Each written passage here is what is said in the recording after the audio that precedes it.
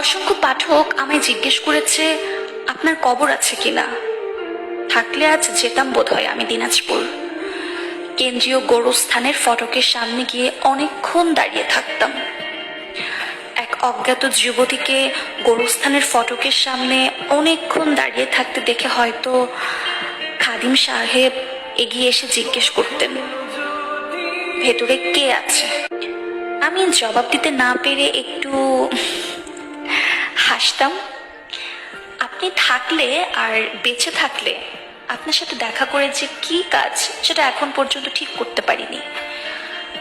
আপনার আমার বয়সে ভালো তফাৎ, 1.5 যুগ খানেক বয়সের তফাৎ নিয়ে এক যুবতী আপনার সামনে দাঁড়ালে আপনার প্রতিক্রিয়া কেমন হতো ধারণা করতে পারছি না আপাতত।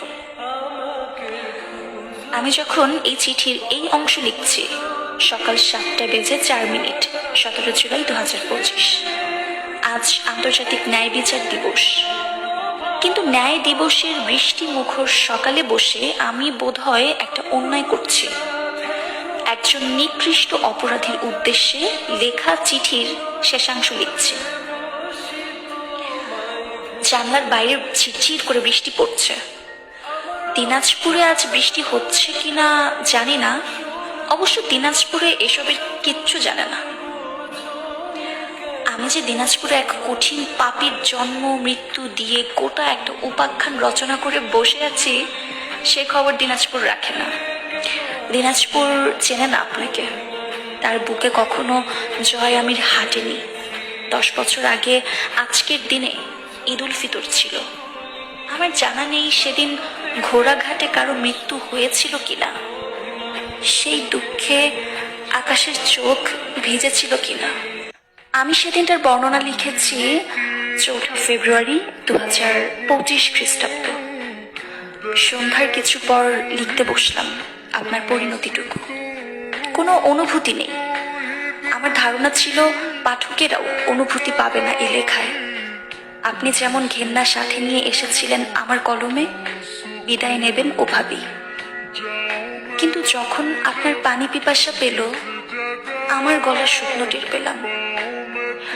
আমি আপনাকে বারবার ক্ষুধার্ত লিখেছি, তাই লেখার সময় আমার খিদে পাইনি কখনো। কিন্তু শেষবার আপনার পিপাসায় আমার পিপাসা পেয়েছিল। বারবার ঢোক গিলেও একটু গলা ভিজল না, ভিজল চোখ। আমি অবাক হয়ে কিছুক্ষণ লেখা বন্ধ করে বসে রইলাম। এরপর শুকনো গলায় গোটাটা লিখে উঠলাম। আপনার দেহটা মাটিতে পড়ার পর আর কিছু মনে হলো না। কাউকে তার গন্তব্যে পৌঁছে দেবার সুখে আমার ভেতরে শান্তি এলো। আমার চিঠির কাগজে বৃষ্টির ফোঁটা ছিটে এসে লাগছে। আপনার রক্তে ভেজা দেহের মতো সেও বৃষ্টিতে ভিজতে চাইছে কিনা জানি না, কিন্তু আমার এখন বৃষ্টিতে ভিজতে ইচ্ছে করছে।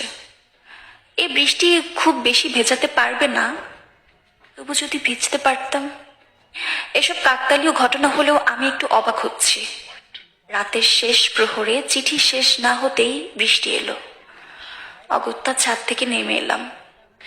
ঘড়িতে তখন 4:30 মতো বাজছে। আপনার বুক ফুঁড়ে বুলেট চলার সময়। আমি আর চিঠিতে হাত দিলাম না, কাগজটা ভিজেও গেছিল। এই চিঠি লেখার কোনো কারণ নেই, কোনো আগামাথা নেই। এটা চিঠি কিনা তাই বলতে পারছি না। তবু রাতে লিখতে শুরু করেছিলাম বলে শেষ করতে বসেছি। বৃষ্টি একটু বাড়ছে, বেশিক্ষণ হবে না আমার ধারণা। এই চিঠি লেখার আফসোসে হাত জমে আসছে। আমার ভেতরে তৈরি সত্তাকে আমারই হাত দিয়ে চিঠি লেখার মতো কাজ করার আফসোস। তারিখ মতে 10 বছর আগে এই তারিখে মৃত্যুর সাথে চলে যাওয়া একজন অপ্রাপকের কাছে চিঠি লেখার অঢেল আফসোসের সাথে কলম থামাচ্ছি। লেখা যা বিশ্রী হচ্ছে এ পর্যায়ে হাত চলছে না। ঘুমাবো একটু। অনুষ্ঠ এই চিঠিটা যখন ফোনে টাইপ করে সোশ্যাল মিডিয়ায় পোস্ট করছি, বিরক্তিতে মেজাজ খারাপ হয়ে আসছে। এখন স্বপ্ন মনে হচ্ছে রাতের লেখা কথাগুলো। ওসব ফাও কথা আপনার উদ্দেশ্যে আমি লিখতে পারি, এটা অবশ্য স্বপ্নও হতে পারে না। নেহাত মাঝে মধ্যে মাথার নাট বল্টু ঢিলে হয়ে যায়, কি করার।